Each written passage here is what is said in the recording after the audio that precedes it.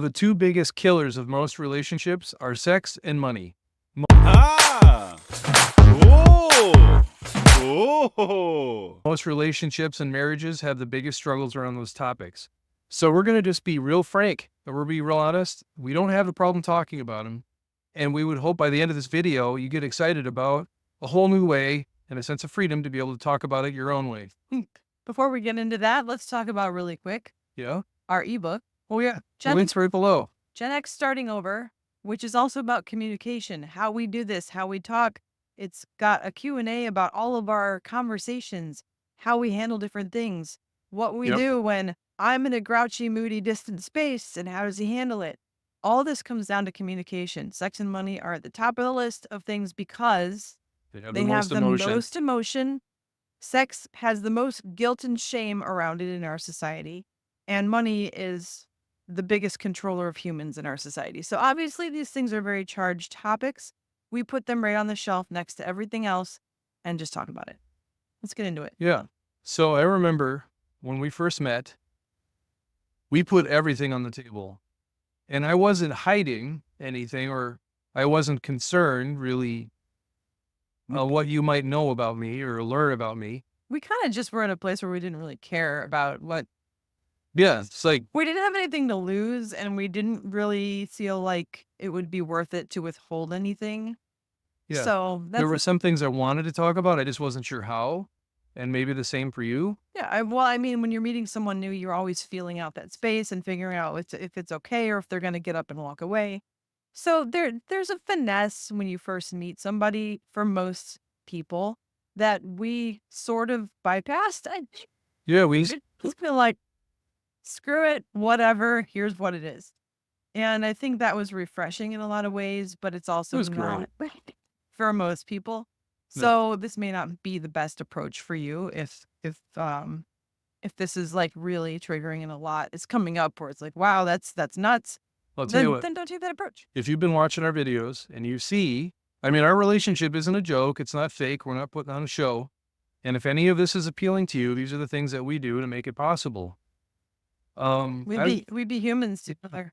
So let's just start with sex. Okay. Both of us had very different backgrounds and experiences with it. And I had a lot of negativity around some of my mindset and my beliefs.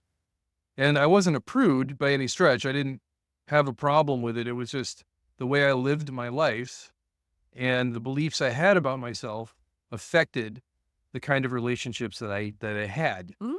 And as a young man, I thought I should have a lot more sexual conquest under my belt than I ever did. And it wasn't because I was just trying to like bag them and all that. It was more like I thought I was supposed to have a lot more connection with people, a lot more relationships, have a lot more to talk about. And because my experience wasn't the way I thought it was supposed to be, I had a lot of ideas that were full of energy and emotion. And so when I was sharing those with you, you were very patient and loving and just letting them be. Mhm. You weren't judging or commenting on them. But I wasn't afraid to tell you about them, which was the most liberating thing. I think that all of us have a lot of imprinting around sexuality from our childhoods, obviously growing up and how we were raised and whether we were raised in a guilt, shame, don't do that. You're going to get diseases, get pregnant and die if you have sex. I like that just the way that a lot of families operate.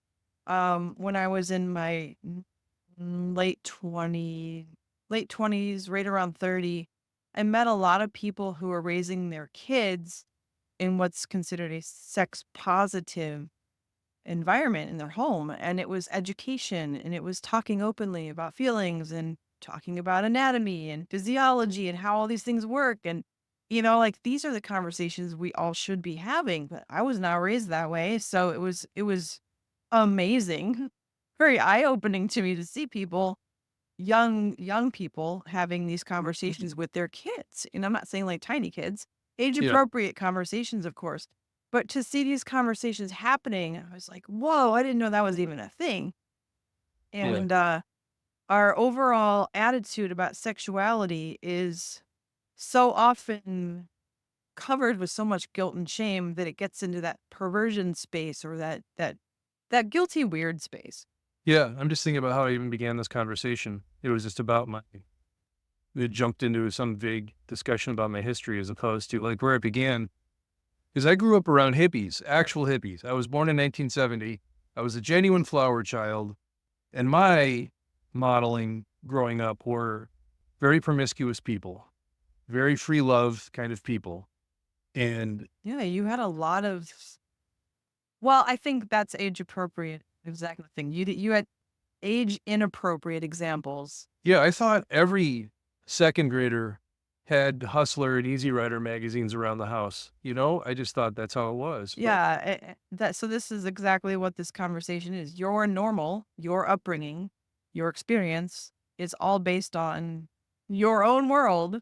And at any point, you can choose to change that, educate yourself, become more empowered around your own sexuality, your own attraction, stuff that you're into, uh, and clear up that guilt and shame and get into a space of healthy ownership of who you are and your sexuality and what you because you got to know where experience. you've come from. Because it was real important to me is to understand where I've come from, where I got my ideas of what sex is, about what relationships should look like.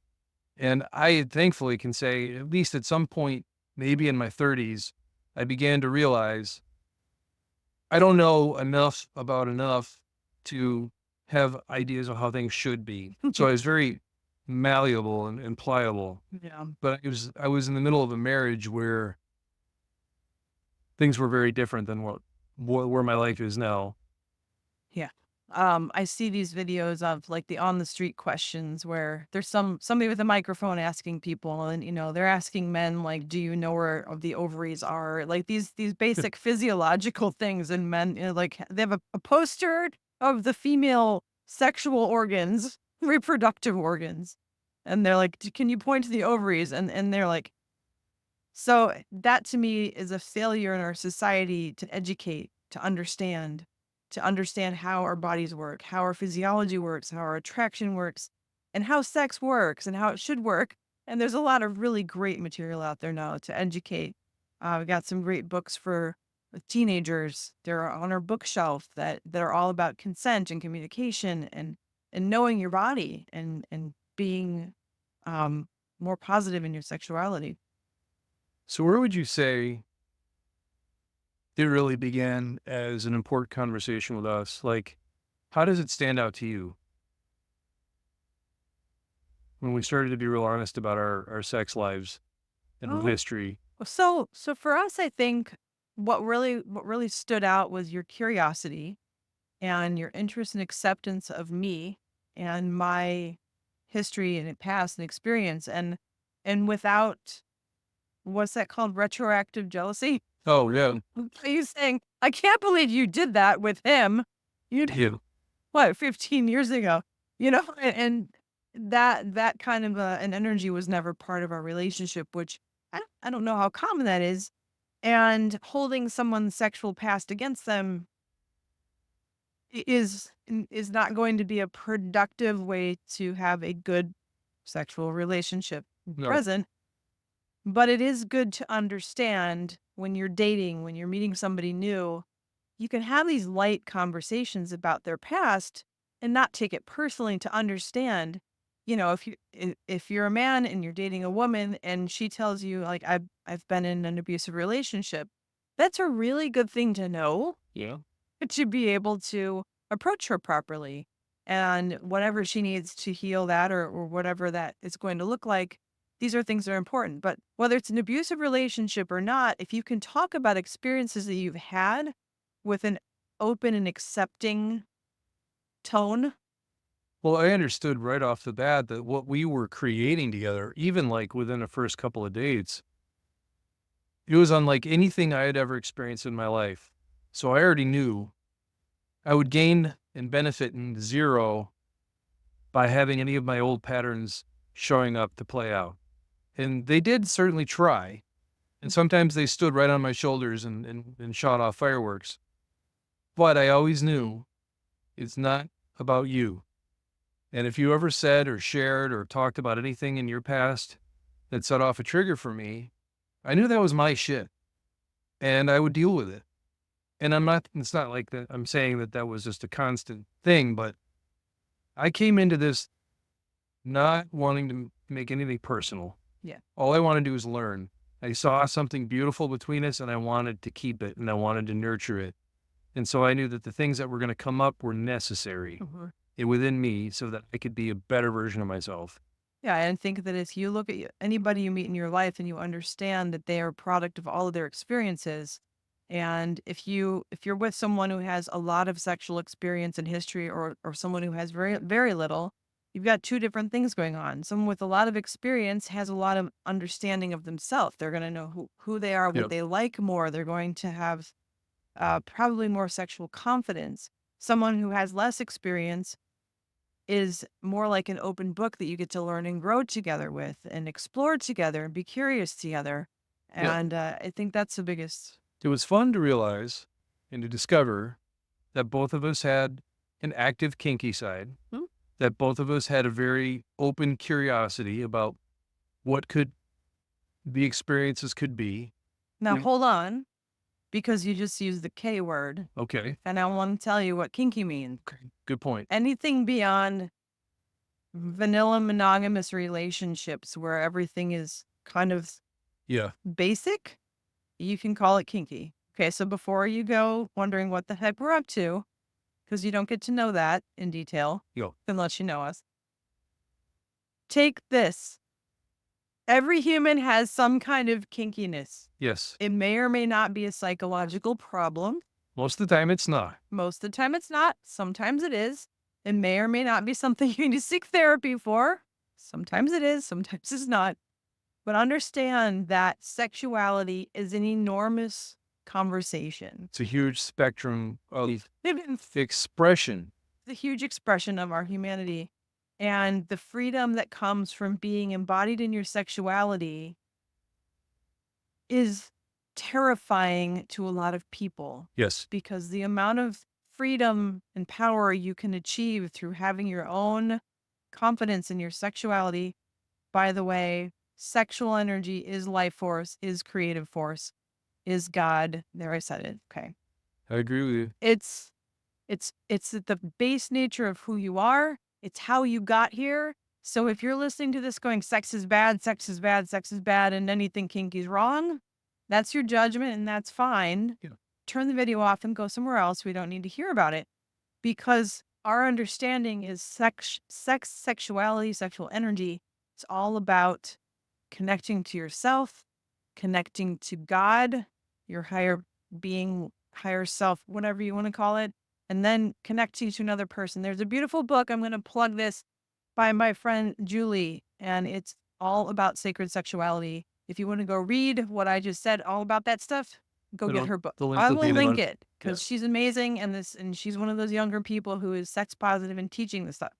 So when I say that we discovered they were both kinky, Back to that. what it meant was that we were willing to explore ourselves and understand what enhances and brings out our very best and what brings out the capacity for more connection. And we weren't prudish. We were also not, ridiculous about it. But we realized both of us desired as much expression and freedom for ourselves and for our partners as we possibly could find in proportion to the person that we're with. And when we both realized that we had that capacity and that interest, it was very exciting because, the I don't want to say the sky is the limit, but it certainly creates a lot more intimacy because we believe sexuality is connection to life force. And the more expression life force has, I mean, holy cow, life gets amazing. Absolutely. It was liberating to discover that. It's a beautiful thing that can be part of a relationship. Now let's go back to why this is challenging for so many couples. Again, your upbringing, your past, your history, your beliefs, your guilt, your shame, your, oh my God, I'm really into this weird thing and I don't want them to know. Yeah. That's not easy for a lot of people. It's hard. It's hard. And when you find a partner that accepts and loves you, no matter how freaking crazy weird you are, it's very liberating. And when your partner says, there's something I want to share with you, that's kind of vulnerable, but I really want you to know. And then Mhm. they tell you there's an intimacy and a vulnerability there that they trust you to know that about them. Yep. And when you look at them and say, cool, that's it. That's, that's part of you. It's who you are. I love and accept that about you. And if you don't love and accept that about them, these conversations are a lot harder. So start, start light. Don't jump into the deep end. Yep. But a lot of the big reasons that sexual conversations are difficult is that it's a very personal thing. And if I want to tell him something about something that's happening with us, I have to make this about me. I can't say, you're doing this thing wrong. But what I could say is, could you do this thing this way?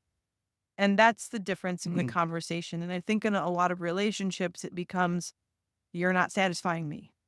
Okay, well, can I get a little more detail there? Because I have no idea what you mean, or when, or how, or always, or, and go into it. Yes.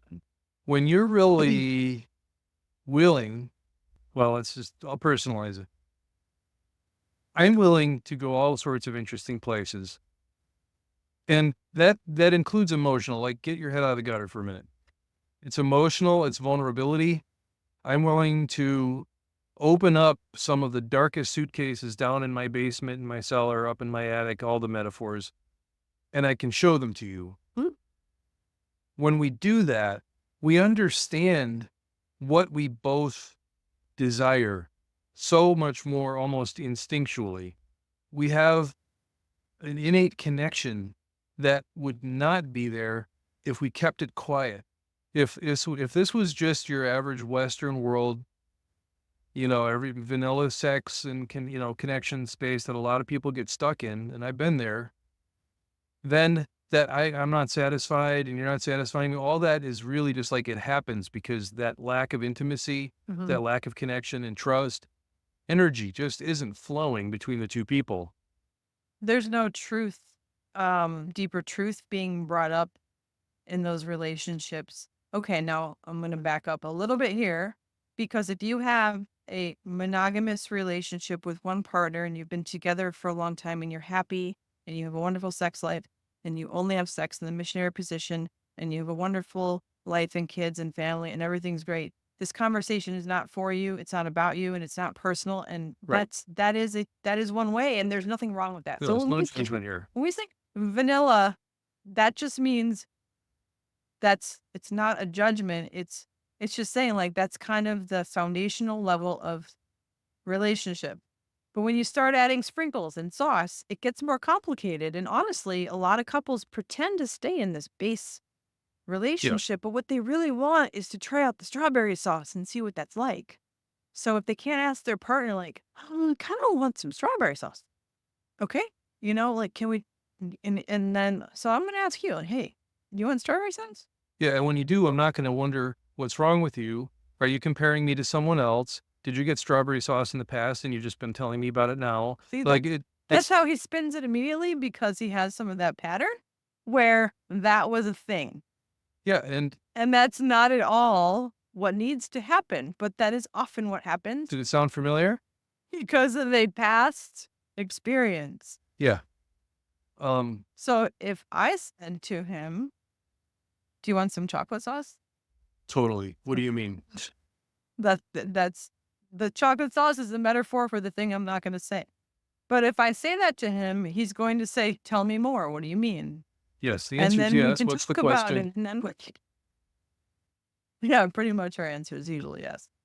But again, this is all about agreements, communication, boundaries, and deciding and exploring and being safe in doing that. Yes, there is no jealousy and possessiveness between us, and I never knew that could be possible. It's rare. And I understand that you hearing me say that probably goes, "Well, you're like 1%, maybe," It is rare. but I can tell you it's possible. The more you look in the mirror, the more I looked in the mirror, the more I did my work, the more I faced me, my past, my experiences, the more I understood myself, the less there was for me to hold on to nonsense. and instead embrace the amazing stuff we were creating together Mhm. and all the possibility. Mhm. Because I won't say too much, but we know very, very intimate details about each other's pasts and the people and their names and when and how. And it creates so much connection and trust and intimacy between us. Mhm.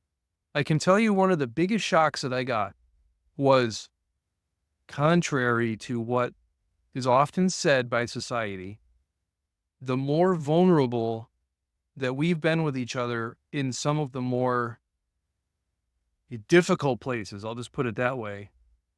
One of the weirdest byproducts of it the next day is I feel so much closer. And the two of us are like, I wasn't expecting to feel this way. And it's so much more positive. It's not like, whoa, I wish I would have never said that. When you start, well, we began with so much vulnerability and honesty and trust. Mhm. And I didn't care if you found my past disgusting or exciting or indifferent or whatever. I wasn't worried about your judgment, so it made me free to be able to express it. Yeah, and I know hearing this for a lot of people can be very challenging because if you're with a partner who's belittling you or whatever, something judging you about what you've done or who you've been with or how many you've been with or whatever, all of that stuff comes from a place of their own insecurity and their own inexperience and their own fear and judgment of you. And that's really not about you at all. Your experience, everything you've done, everything you tried, every every path you've walked down is valid. It's part of you. Yeah. And whether or not you openly talk about that with anybody, it makes you who you are. And those things really become part of you. So find people in your life that celebrate you, that lift you up, no matter how weird you are or how normal you are. I don't even know if that what that means anymore. Yeah, like to bounce off a point she made, I wasn't denigrating vanilla. No. It's more like that works for some people. And if that works for you, if normal for you is liberation and freedom and peace and fulfillment, please live that life. No J- judgment from us. This is another place where we will say, we say this a lot, you do you. Figure out what's important for you, who you are, what you want. How do you get it? Those are our three things we talk about Yep. all the time. What matters in this human life is not what anybody outside of you said, has raised you in this way. None of that is really what matters. And we're going to ask you to challenge and question your reality. Who am I? What do I want? How do I get it? In every situation, with, of course, compassion for the people around you. Yeah. And do this like, you know, a good person. Yeah. It doesn't mean go into a crazy tailspin and go do stupid shit. Yeah, and some people we know they didn't grow up in a difficult family. They grew up in a religious one. Mm-hmm. And the spirituality in the home created a very specific container about what's yes and what's no. And that too is very challenging to That is to another navigate. boost Yeah. for another time. And we are out of time. Yeah. So thank you for listening to this. We do enjoy this conversation. We could go on for a while. If you like this kind of content, like, subscribe. You know the drill. Yeah. And we love for your comments below. We'd love to hear whatever came up for you and have a conversation with you. Please participate with us because that's what makes all of this so much fun for us. Yep. Thanks so much. We'll see you soon. Ah! Oh! Oh!